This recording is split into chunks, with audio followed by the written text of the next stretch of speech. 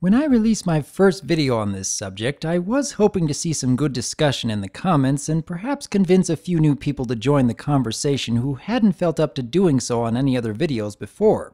When I began reading through all the different responses though, I was rather pleased and even a bit overwhelmed by how thoughtful, positive, and yet diverse everyone's opinions on this topic seemed to be.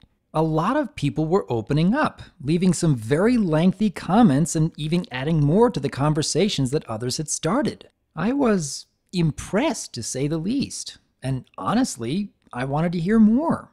So I asked a few of my watchers about using some of their opinions and even got some added thoughts from a few more reviewers in the MLP community. Like these thoughts from Jason Prince. I view MLP FIM as a positive light in this dark age of history.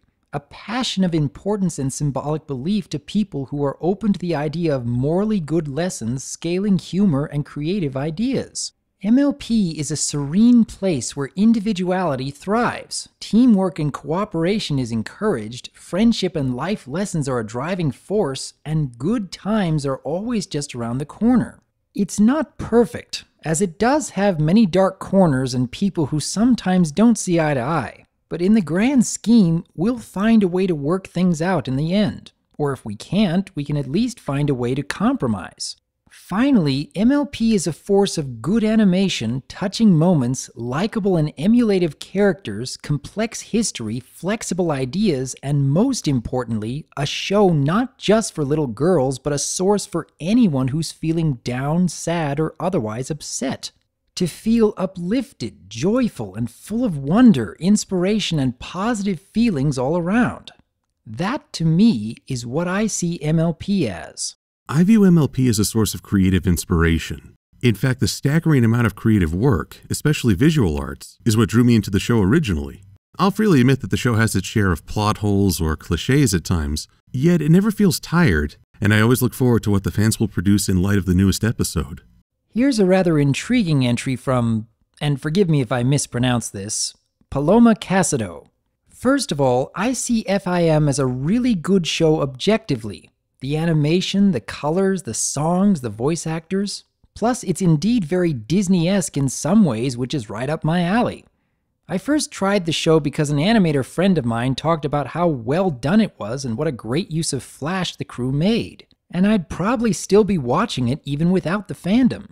Speaking of the fandom, to me it adds to it. While I think the show holds up on its own, there's no doubt talking about it, sharing and experiencing others' creativity makes it more fun and allows the show's universe to expand.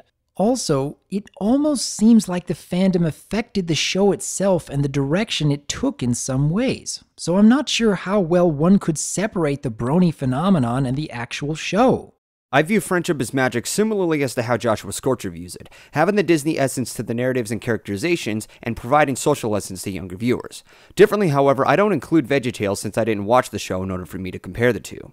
Rather, I view it as having the Disney-esque qualities with a bit of Lord of the Rings by lore and mythological creatures without the need of completely expanding on it. That, and having the risks of providing conflicts adults can relate to as much as children can. In short, I view it as a coming-of-age journey that I can enjoy watching as an adult, and not just a child's standpoint. These are some words that were written by Reflective Vagrant.